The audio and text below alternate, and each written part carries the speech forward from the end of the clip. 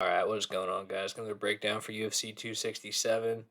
Got Li Jingliang taking on Khamzat Chimaev, another main card fight. Chimaev going to have a 3-inch reach advantage, about 2 inches taller. And so I will start with Li Jingliang. Big underdog with big spot for him, getting a lot of respect from the fans leading into this one. Coming off a great knockout against Santiago Ponzinibbio's last time out. Granted, Ponzinibbio had not fought in about 2.5 years. Looked pretty rusty, but the power has really become a lot more pronounced for Li Jingliang. He's 2 fights removed from knocking out Elizeu Zaleski dos Santos, who's always hanging around the top 15, if not ranked. And yeah, lost a competitive fight to Neil Magny.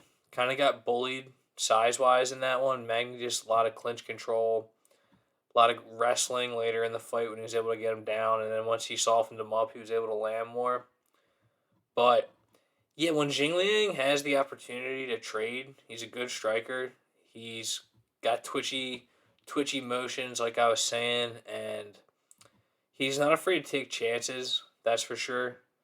Um, but yeah, depending on the fight, if he's in like a traditional fight, like when he wants to throw like a big shot, he can be a little flat footed. I don't mean that in a bad way, but I just mean I think that's what we might see in this one because he's gonna have to try to knock Chimaev out in the first round, pretty much, because I think if it goes to the grappling, that's where Jingliang's problem's gonna be. It's not a good matchup for him at all. We've seen him get out grappled before, like we were saying in the Magny fight. It's not like Magny's like a super high level wrestler either. Like he's not terrible. Like he can impose it on fighters whose grappling is lesser than his, but yeah, Jake Matthews got out grappled in that one. It's kind of the story with Li Jingliang. Like he can get out grappled, especially if he's got a size disadvantage. So yeah, definitely a bad matchup for Li Jingliang because pretty much everybody knows the story with Shemaev, probably the most violent guy in the UFC. Like all of his finishes are fatalities, and all of his fights are finishes. And yeah, it's just Reese McKee didn't land a single shot.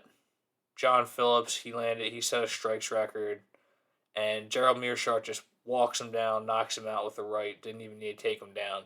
But yeah, Shemaev just goes for any takedown opportunity he can get. Like he'll grab an ankle.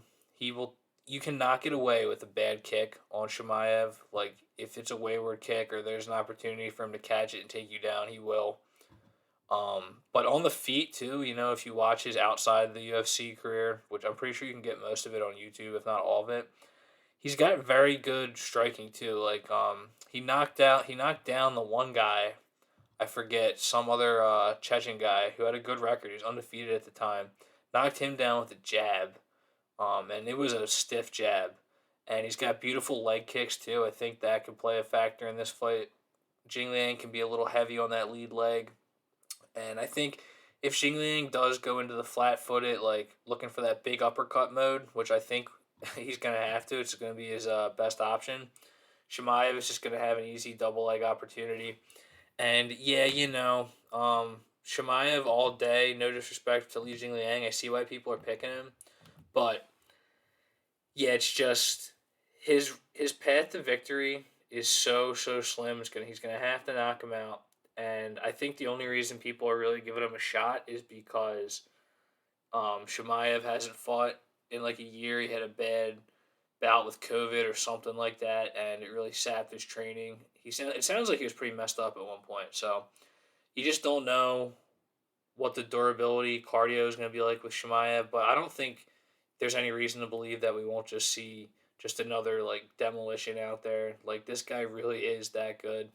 And if you look at the odds, it gets out of hand every time on Shemaev, already 5-1. So you gotta be looking at a method. And inside the distance at -170, um, I already used that in a parlay. I'm about done with my bet, so I hope to have that video on Wednesday, maybe this week, maybe tonight, maybe tomorrow morning. We'll see, but definitely not Friday. But yeah, Shemaev inside the distance -170. I think it has very good chance of hitting. I think he's gonna get this fight to the ground right away. Li Jingliang struggles with grapplers, and he's just gonna rain down that vicious ground and pound or sink in a submission. So just protect yourself from both. There you go, -170. That's what I laid the most chalk on for this fight. I'm just trying to play it safe, but there's plenty of like opportunities to try to make more money. Chimaev to win in round one is +200. Very good chance of happening. Um, but yeah, I'm not gonna try to mess with it. If I had to pick a method, which I'm not sold on yet, if I want to bet a method in this one, just because again, like he's either gonna just rain down the ground and pound, or he might sink in a submission. I just can't see the fight going the distance. It's just like Li Jingliang is so durable, but it's just a different thing.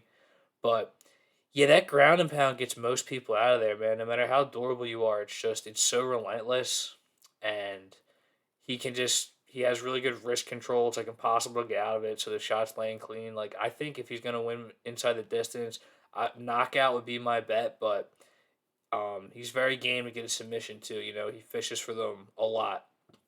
But yeah, Hamza Shemaev inside the distance. That's my most safe play. And if I have a method, I'll post it in the video on Thursday or tonight. So yeah, thanks for watching, guys. Sure, subscribe and take it easy.